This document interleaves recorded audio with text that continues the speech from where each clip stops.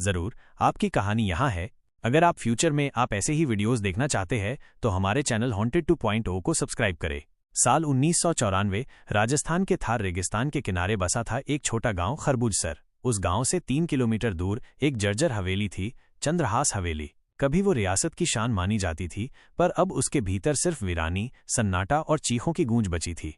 गांव वालों का कहना था कि उस हवेली में रात को अगर कोई दरवाजा खटखटाए तो सुबह तक वो इंसान या तो पागल हो जाता है या फिर गायब। लेकिन शहर से आए एक युवा पत्रकार आरव मल्होत्रा ने इन बातों को अंधविश्वास समझा। उसका मकसद था इस रहस्य से पर्दा उठाना और एक तहलका मचा देने वाली रिपोर्ट बनाना। कैमरा, रिकॉर्डर और नोटबुक लेकर वो हवेली के लिए निकल पड़ा। गरम रेत पर चलते चलते सूरज भी जैसे थक चुका था। आरव जैसे ही हवेली के लोहे के मुख्य दरवाजे के पास पहुंचा, दरवाजा अपने आप खुल गया, बिना किसी हवा के। हवेली के भीतर घुसते ही उसकी घड़ी रुक गई, कैमरे ने काम करना बंद कर दिया और मोबाइल सिग्नल अचानक गायब हो गया। हॉल में एक टूटा हुआ झूमर झूल रहा था और दीवारों पर पुराने धूल भरे चित्र टंगे थे, जिनमें एक औरत की आंखें हर कोने से उसे घूर रही थीं। आरव ने फुर्सत से उस हवेली की तस्वीरें लेना शुरू की और तभी एक दरवाजा जोर से बंद हुआ। वो पलटा, लेकिन वहां कोई नहीं था। वो जिस कमरे में घुसा उसमें एक पुराना झूला था जो अपने आप हिल रहा था। कमरे की दीवार पर खून से लिखा था, यह हवेली उसकी है जिसने मौत को हराया था। आरव घबरा गया। उसने तस्वीरें खींचनी शुरू की, लेकिन कैमरे में कुछ भी कैद नहीं हो रहा था। और फिर कमरे के कोने में रखे एक आईने में उसने देखा, उसके पीछे कोई खड़ा था, सफेद कपड़ों में, बिखरे बाल और स्याह आंखें। वो पलटा, वहां कोई नहीं था। आईने में देखा, अब वो चेहरा धीरे धीरे मुस्कुरा रहा था। आईने में वो चेहरा आरव की आंखों के ठीक सामने धीरे धीरे और स्पष्ट होता जा रहा था। वो चेहरा एक औरत का था जिसकी आंखें जैसे जल रही थीं, जिनमें नफरत थी, पीड़ा थी और एक डरावना आमंत्रण। उसकी मुस्कान जैसे किसी आत्मा ने इंसानी भावनाओं की नकल करना सीखा हो। आरव ने घबराकर कैमरा नीचे गिरा दिया। वो झटका खाकर पलटा, लेकिन पीछे कोई नहीं था। हवेली की हवा अब भारी होती जा रही थी। सांस लेना कठिन हो रहा था, जैसे पूरा वातावरण उस पर हावी हो रहा हो। अचानक दीवार की दरारों से हल्की हल्की कानाफूसी सुनाई देने लगी। वो लौट आई है, वो लौट आई है। आरव ने सिर झटककर अपने आप को संयमित किया। वो यकीन नहीं करना चाहता था कि जो भी हो रहा है वो असली था। उसने सोचा कि शायद वो थका हुआ है, नींद पूरी नहीं हुई, या शायद कोई गैस लीक हो रही हो। उसने जल्दी से अपनी टॉर्च जलाई और हवेली की दूसरी मंजिल की सीढ़ियां चढ़ना शुरू किया। सीढ़ियां पुरानी थीं, हर कदम पर चरमराहट होती थी। जब वो तीसरी सीढ़ी पर पहुंचा तो अचानक उसकी टॉर्च अपने आप बंद हो गई। उसने मोबाइल निकाला, बैटरी थी, लेकिन स्क्रीन अंधेरा। अब वो घुप अंधेरे में था और तभी ऊपर से किसी के तेज कदमों की आवाज आई। धप धप धप। वो आवाज सीढ़ियों पर नीचे की ओर आ रही थी, सीधे उसकी तरफ। आरव ने कांपते हुए अपनी जेब से माचिस निकाली और एक तिल्ली जलाई। जैसे ही रोशनी फैली, उसने देखा सीढ़ियों के मोड़ पर एक जोड़ी पैर दिख रहे थे, उल्टे, पीछे की तरफ मुड़े हुए। आरव की चीख निकलते निकलते रह गई। वो तिल्ली बुझ गई और उसी क्षण कोई उसके बगल से गुजर गया, एक ठंडी हवा के झोंके की तरह। आरव ने दौड़ लगाई। अंधेरे में टकराते, गिरते पड़ते वो नीचे की तरफ भागा। लेकिन अब हवेली का मुख्य दरवाजा गायब हो चुका था। उसके सामने सिर्फ दीवार थी और दीवार पर वही खून से लिखा हुआ वाक्य अब थोड़ा बदल चुका था। ये हवेली उसकी है और अब तू भी। पंक्तियां अधूरी थीं, लेकिन इसके नीचे जो लिखा था उसे देखकर आरव की धड़कन रुक गई। आरव मल्होत्रा, तुम तीसरे हो। उसे समझ नहीं आया ये नाम वहां कैसे लिखा था, किसने लिखा, और तीसरे का क्या मतलब था। ठीक उसी वक्त हवेली के कोने में एक पुरानी संगीत मशीन अपने आप बज उठी। उस पर एक भजन जैसा कोई गाना बज रहा था, लेकिन उल्टी भाषा में, जैसे कोई समय को उल्टा चला रहा हो। और फिर हवेली की छत से एक पुराना झूमर गिरा और ठीक आरव के सामने जमीन पर आकर टूटा। वहां धूल के बीच एक लकड़ी का तख्ता उखड़ गया। नीचे एक गुप्त तहखाना था। आरव की सांसें तेज थीं, लेकिन उसके अंदर का पत्रकार जाग चुका था। वो नीचे झुका और उस तहखाने की सीढ़ियां उतरने लगा। ये नहीं जानता था कि वहां उसका सामना सिर्फ आत्माओं से नहीं, बल्कि सच से भी होना है, जो सदियों से उस हवेली में दफन था।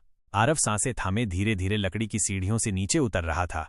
हर कदम के साथ नीचे की हवा और भारी होती जा रही थी, जैसे कोई उसे भीतर खींच रहा हो। नीचे गहराई में घुप अंधेरा था और सिर्फ दीवारों से रिश्ती नमी की गंध और रह रहकर सुनाई देती किसी स्त्री की धीमी रुलाई। जब वो आखिरी सीढ़ी पर पहुंचा तो उसके पैरों के नीचे मिट्टी का फर्श था, नम, ठंडी और असहज। सामने एक पुराना लोहे का दरवाजा था जिस पर जंग लगी थी और उस पर संस्कृत में कुछ लिखा था, यत्र मृत्युः ज्वलति तत्र जीवने दोषः निवार्यते। जहां मृत्यु जलती है वहां जीवन का दोष मिटाया जा सकता है। आरव ने दरवाजा धकेला। चर्र की आवाज के साथ वो दरवाजा खुल गया।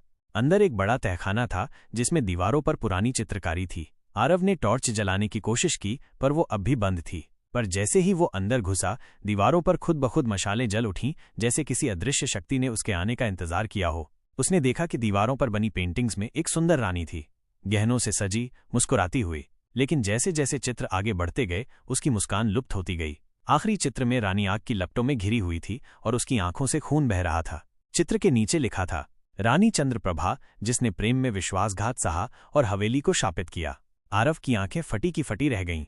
उसने अब तक सुनी थी इस हवेली के रहस्य की कहानियां, लेकिन किसी ने रानी चंद्रप्रभा का नाम नहीं लिया था। उसने और गहराई में जाना शुरू किया। तहखाने के बीचों बीच एक तिजोरी थी, भारी पत्थर की बनी, जिस पर ताले जड़े थे। ताले लोहे के नहीं, बल्कि किसी रहस्यमय काले पत्थर के थे, जैसे किसी विशेष मंत्र से बंद किए गए हों। तिजोरी के पास एक छोटी सी चटाई पर एक हड्डियों का ढेर था। उसके पास एक पुरानी डायरी रखी थी, जिसका नाम था दास वृत्तांत 1784, एक सेवक की आत्मकथा। आरव ने उसे खोला। उसके पन्ने पुराने थे, लेकिन शब्द साफ थे और पहला ही वाक्य कांपाने वाला था। आज मैंने रानी को आग में जलते देखा और उसके शाप ने हवेली को निगल लिया। डायरी के अनुसार रानी चंद्रप्रभा को उनके ही पति राजा वीरदत्त ने जिंदा जला दिया था, क्योंकि वे एक साधु से प्रेम कर बैठी थीं।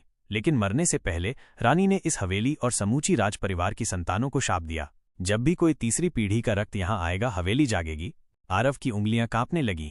तीसरी पीढ़ी? क्या वो खुद? उसने झट से डायरी के आखिरी पन्ने देखे। वहां एक वंश वृक्ष बना हुआ था, राजा वीरदत्त से लेकर उनके छोटे भाई रघुनाथ दत्त तक। और वहीं एक नाम था, कुमार शैलेश मल्होत्रा, और नीचे आरव। आरव की सांस जैसे थम गई।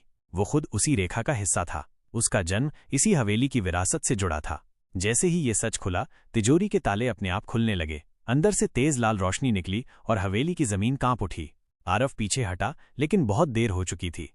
तिजोरी के भीतर एक कांच का ताबूत रखा था और उस ताबूत में लेटी थी वही औरत, रानी चंद्रप्रभा, पूरी तरह सलामत, सुंदर, लेकिन उसकी आंखें खुली थीं और वो घूर रही थीं आरव को। और फिर रानी ने अपने होंठ हिलाए और बिना बोले कहा, अब तू मेरा है।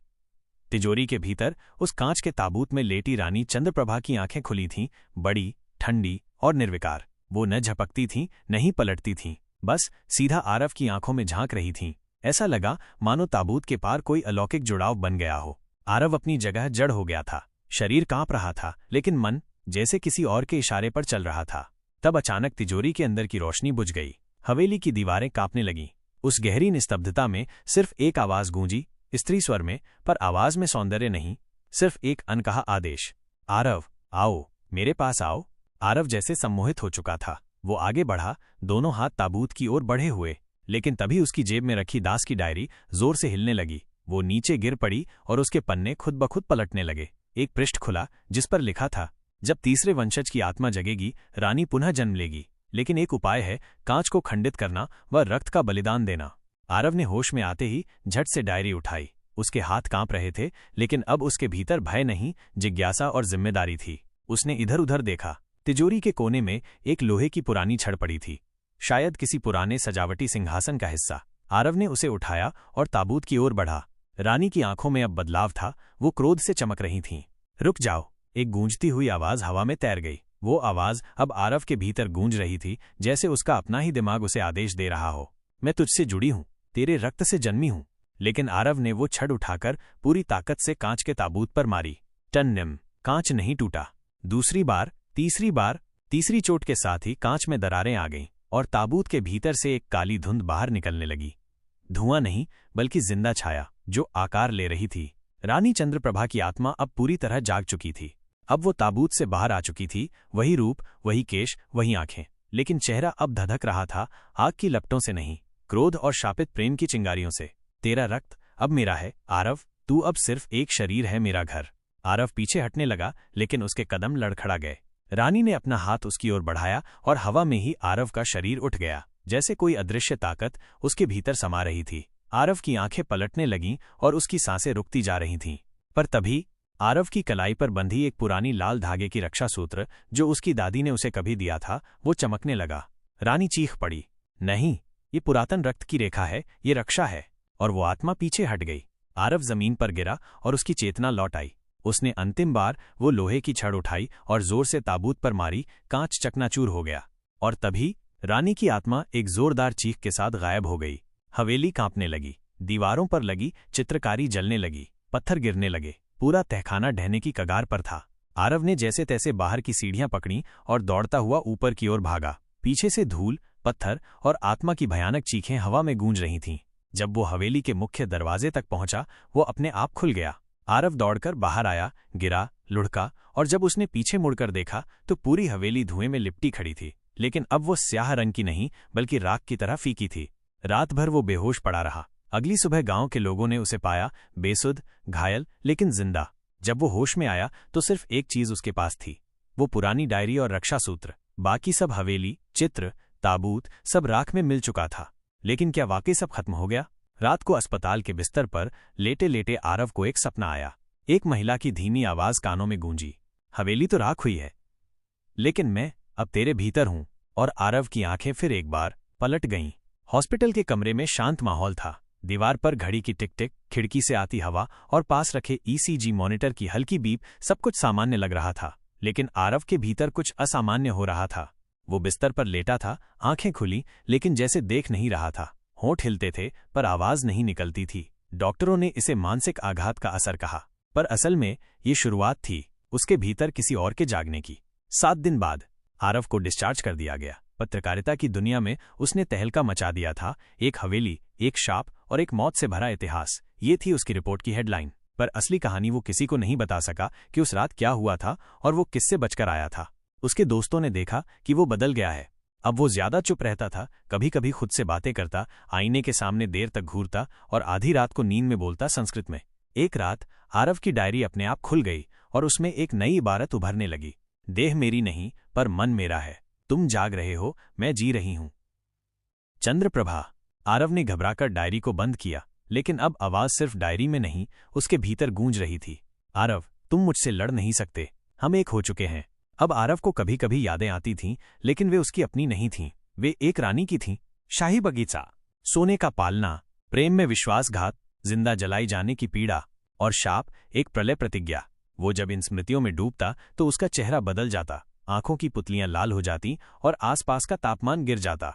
उसने अपने कमरे में एक पुराना आईना रखा था, वही जो हवेली से मिला था। अब वो हर रात उस आईने से बातें करता था। क्यों आई थी तू हवेली में आरव? क्या तू सिर्फ जानना चाहता था या कुछ और? आईने में कभी उसका चेहरा दिखता, कभी चंद्रप्रभा का। धीरे धीरे दोनों चेहरे एक में घुलते जा रहे थे। हवेली तो मिट चुकी थी, लेकिन उसकी ऊर्जा नहीं। अब वो आरव के माध्यम से फैल रही थी। शहर में अजीब घटनाएं शुरू हो गई थीं। एक मंदिर की मूर्ति अपने आप पलट गई। एक बच्चा स्कूल में रानी की कहानी बोलने लगा, जबकि किसी ने उसे नहीं सिखाया। एक टीवी रिपोर्टर जिसने आरव का इंटरव्यू लिया था, अगली सुबह मानसिक अस्पताल में मिला। वो सिर्फ एक शब्द बड़बड़ा रहा था, चंद्रप्रभा, चंद्रप्रभा। एक रात आरव ने ठान लिया, या तो वो खुद को बचाएगा या इस आत्मा को खत्म करेगा। उसने एक सिद्ध तांत्रिक से संपर्क किया, व्यास बाबा। व्यास बाबा ने उसे चेताया, जिस आत्मा ने अग्नि में जन्म लिया है उसे न मंत्र मार सकता है न तलवार। उसे मिटाने के लिए आत्मा को खुद ही छोड़ना होगा, लेकिन इसके लिए तुझे अपनी पहचान खोनी होगी।